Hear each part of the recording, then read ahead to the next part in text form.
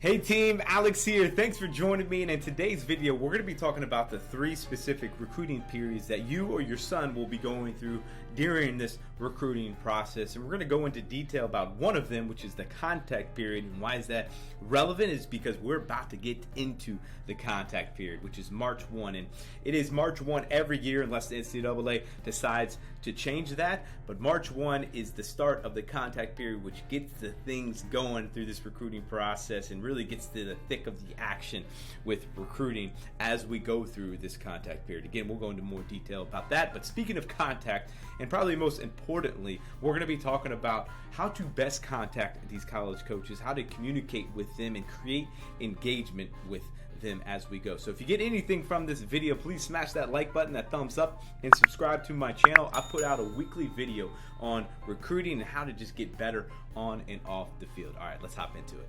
All right, team, let's go over the 3 recruiting periods, which is the quiet period, the dead period, and the contact period. I'm going to pull up an NCAA sheet here that defines these periods. And don't be confused or distracted by all the dates and the color codes, etc.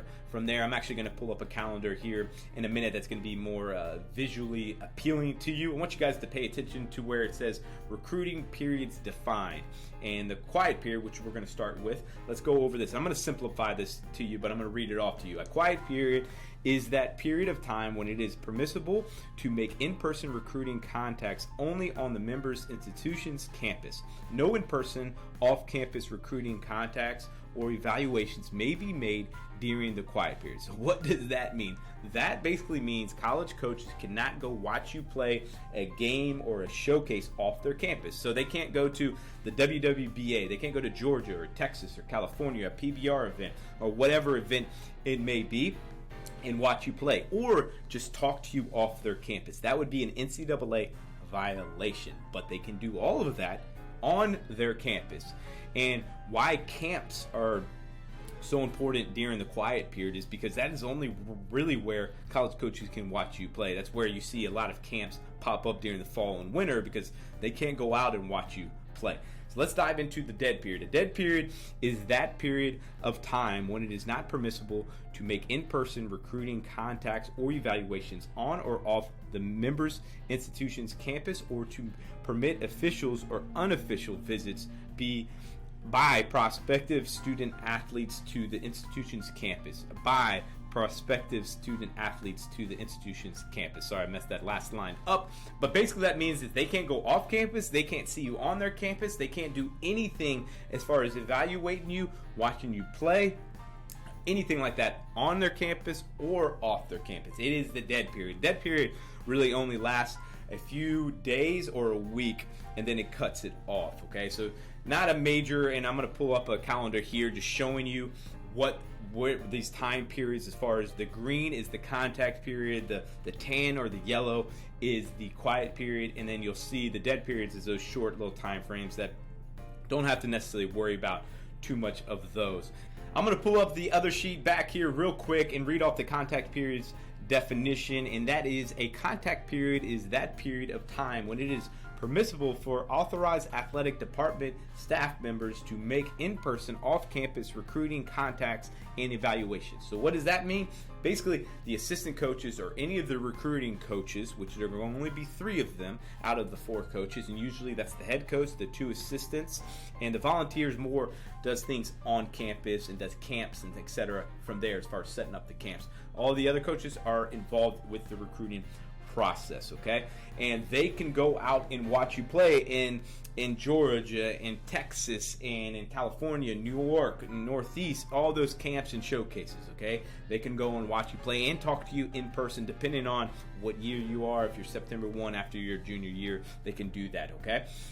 That's another conversation. We'll get into that here another time. So that is the contact period. Why is the contact period so important? Because this is where the action happens. This is when college coaches can go out and start recruiting in person and watch you or your son play during this time. Now, one thing when in the past when I talked to parents and student athletes about this is like, oh man, March 1, they're all going to flood out and watch us play. It's actually more of a drip, if you will, and it becomes more and more as we go through the spring. And the reason for that is college baseball just started their season. So these college coaches are in the middle or just starting their season, and they're focused on their opponents, they're focused on winning, they're focused on the conference play that's coming up. Now, don't get me wrong, recruiting is year-round. There's no doubt year-round, and the contact period is the thick of recruiting, but they are also focused on their season because they get paid to play and win for their college or university, so they have to be focused on their guys, of course. But so when I say contact period in March 1, it's not a flood. There will be some of the coaches that come out and recruit and maybe watch high school games, but it's going to be more in the late spring or summer, if you will, in May when the college season is over, and then definitely in June. Now, the College World Series goes into June, but out of the 300 Division I schools, there's only going to be a small few of those in that period, but everybody else is going to be flooded to showcases and camps and tournaments as we go through this period. So if you don't see any college coaches out March 1 or even in March, it's not the end of the world. These college coaches will come out as we go, and that's why summer baseball and summer camps and showcases are so big, because these college coaches are out and free, and in the fall, really, and even in the winter when the quiet period is on their camps and etc. from there. So that is why the contact period. And again, this is where offers happen a lot, because they're able to see players multiple times. This is where home visits can really happen, and again, just the action of recruiting happens during this time through the contact period. So as you saw on the calendar, that's what as far as where we're going to be at there. I'm going to pull that back up here just so you guys can see that and make sure we're going to go. This goes through all the way through July and even a week or two into August as far as the contact period. And then we go into the quiet period, etc. from there. And they haven't sent out an updated, NCAA hasn't sent out an updated calendar from that standpoint, but I will share that when we get there. All right, hey, let's get into how to best contact these coaches. Now, the best way to contact these coaches is email, and we're going to talk about how to get the most out of your email for you and the college coach, so you guys, again, create engagement as we go through this process. But one of the first things is make sure that you are sending it to the right coach, which is the recruiting coordinator. And if you don't know who the recruiting coordinator is, go on and send it to all the coaches. But if you do, send it to the recruiting coordinator, because they coordinate all of the recruiting. That is the person that has all the names on the boards that we've talked about before, of all the positions, etc. from there. That's who you want to send it to. Now, very important. Another very important point is make sure that you're sending your email from your personal email account, not from a recruiting service software.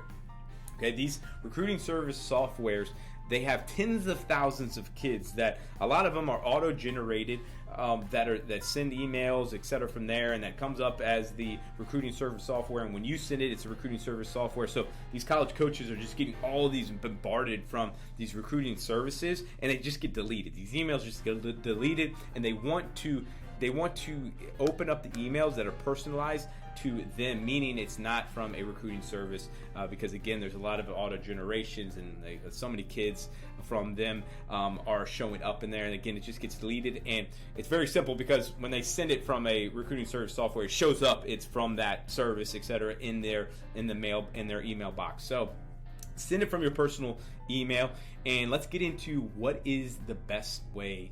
What does this email look like? The first thing is the subject line. The subject line needs to be on point, okay? And why do I mean by that? Because it has to appeal. When a college coach reads it in their email box, all right, what's the subject? It shouldn't be your name, okay? And this is one of the first things that people just get wrong, and that's okay. You don't really know. It shouldn't be your name, and it shouldn't be just a generic thing like, hey, your name and that's it, or your name and your position. Have the highlights of your metrics. So in metrics for you athletically, but also academically. And what do I mean by that? So for an example, if I'm a right-handed pitcher, maybe I throw 87 miles an hour. I put 87 miles per hour. That's what I top out, but put 87 miles per hour. I have a 3.8 GPA, and I have a 1300 SAT. All of those are, whoa, those are great. They're highlights of me, some of my best highlights of me as a player. That's what you want to do. So if you're a catcher, maybe you put, hey, maybe you have a pop time. Your best pop time is 198. Pop time, 198. Okay, dash. What's your GPA? Hopefully you have a GPA that's high. If it's not, let's get it high. Let's go 3.75. And maybe you don't have an SAT, but maybe you run well as a catcher. Maybe you put, hey, you run a 6.97. Again, show your best stuff. You don't put your worst stuff in the subject line, okay? Leave that out because that's not going to be appealing to the college coaches. So they say, oh, this is great. Hey, we need a catcher. Let's boom. 197. Oh, one quick caveat too.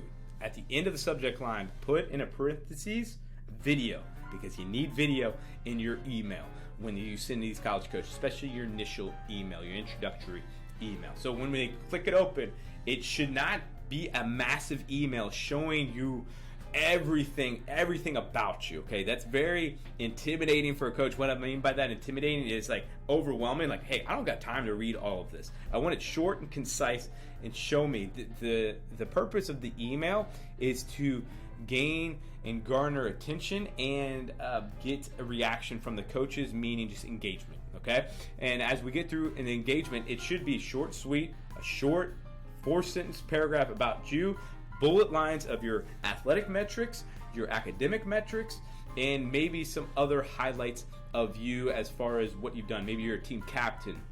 Maybe you were voted, again, a team captain, or your honor roll, etc. from there. So you can highlight that.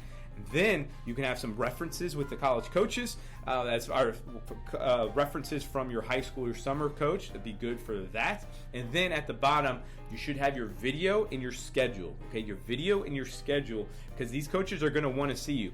Them just going off your metrics is not good enough. Okay, it's a trust factor. There's definitely a trust. They need to verify.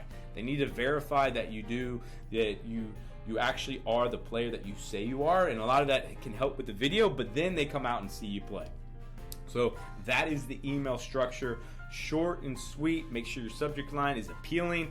Again, just highlighting your best. And if your metrics maybe are not there, hey, let's hold off. Okay, and that's totally fine. Let's wait until we get our metrics to where we want it to be. Hopefully you got something from this video. Make sure that you're reaching out to these college coaches, and I will see you in the next one. If you have any questions, please reach out to me. You can email me or you can comment down below. All right, have a good one.